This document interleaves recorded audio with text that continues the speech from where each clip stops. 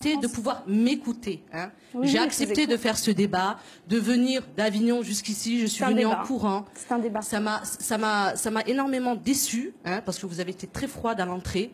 C'est dommage, je trouve. Oui, vous avez été froide. Il y a des femmes que je rencontre qui ne sont pas musulmanes, avec qui, quand je dis bonjour, elles me disent bonjour avec un sourire super agréable.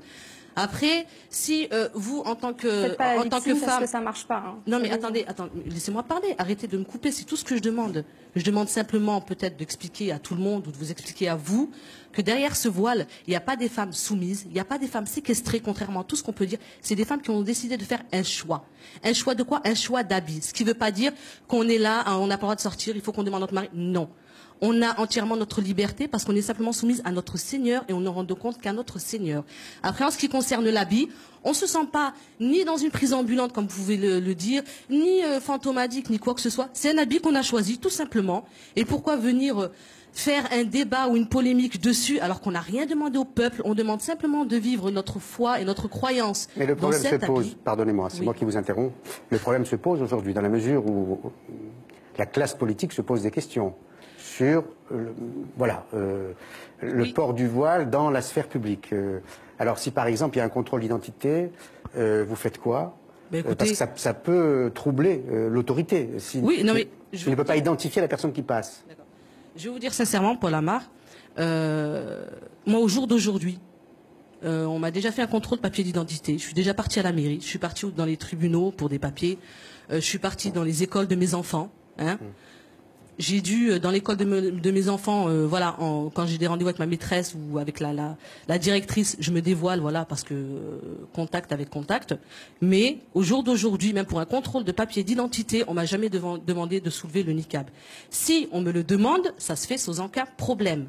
Ça, il n'y a pas de problème. Pour identifier la personne, je vais et pas que moi, toutes les femmes voilées, à la douane ou quoi que ce soit, quand on demande d'être identifié, on s'identifie.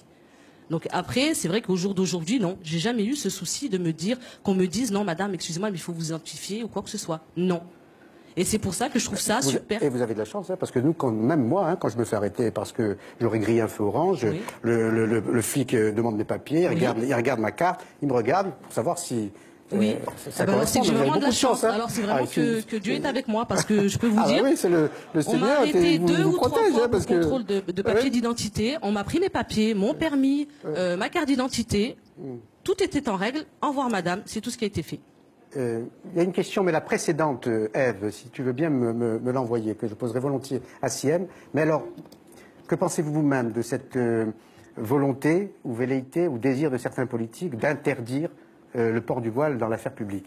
Écoutez, moi je me suis positionnée, Ni pute ni soumise se bat pour justement que les femmes soient visibles contre toute forme de ségrégation des sexes et des populations, parce que c'est aussi un outil pour séparer la population française. Donc moi je suis favorable à une loi qui rappelle les fondements de notre République, la liberté des femmes, le fait de pouvoir être visible, de pouvoir... et je crois que malheureusement aujourd'hui on est au bout d'une course, et il ne faut pas reculer pour mieux sauter. Je crois que c'est important que la France prenne position. Question qui vous est posée, est-il cohérent d'interdire le port de la burqa au nom de la dignité de la femme si certaines d'entre elles le revendiquent?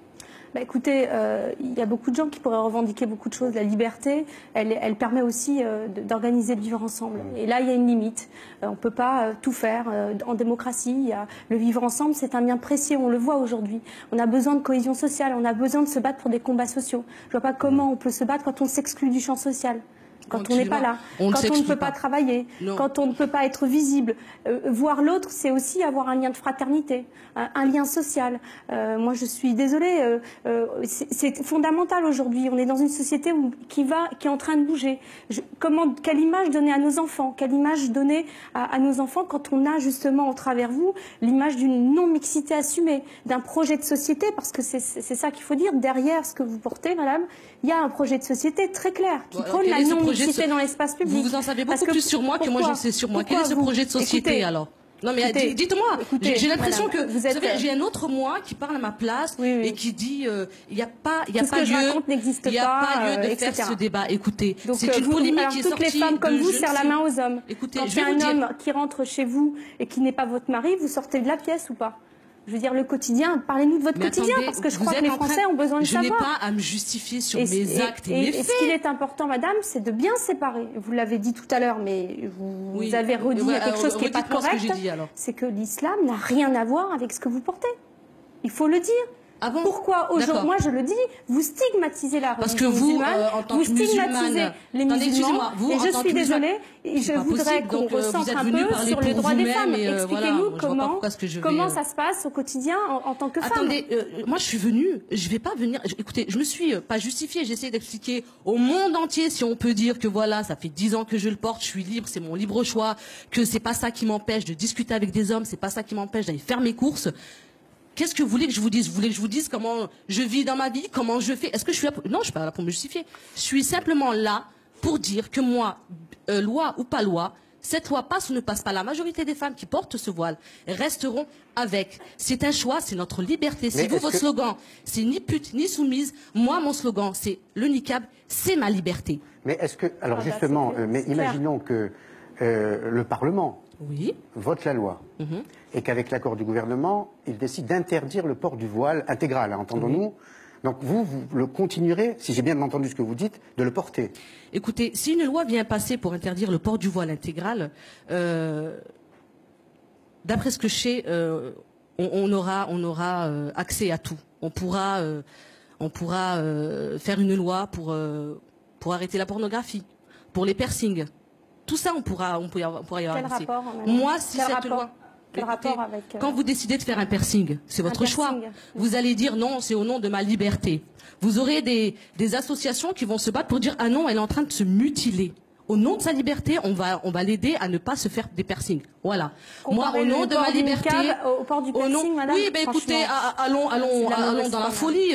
Mettons, attendez, c'est pas parce que vous vous battez la liberté, elle protège aussi les femmes à un moment donné. Vous pouvez pas, au nom de la liberté, diffuser des idées rétrogrades. C'est ma dignité. C'est ce que vous voulez pas comprendre, vous voulez pas accepter. Comme si j'aurais décidé de me tatouer. Pas ma dignité, ni en tant que femme, ni en tant que musulmane. Vous me laissez pas parler. Vous essayez de mettre votre avis sur la table et de dire à tout le monde non, c'est hors de question. Moi, je vous dis que moi, ça, c'est ma dignité, c'est ma liberté et que c'est la France qui m'a donné l'autorisation, qui m'a donné le droit de m'habiller comme je le souhaite. J'ai pas décidé. Et qu'est-ce que vous faites des femmes qui se battent en Arabie Saoudite? Écoutez, elles existent.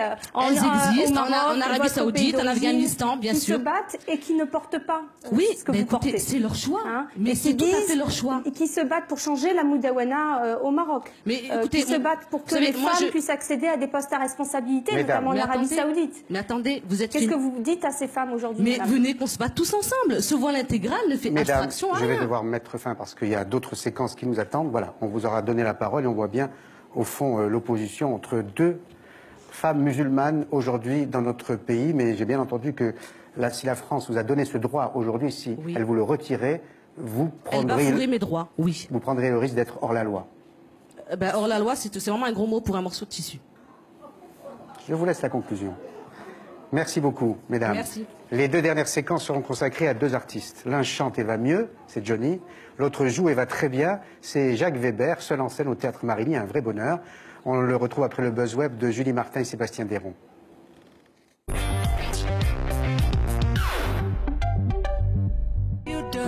Vous connaissez Jason Mraz? Découvrez la version ukulélé.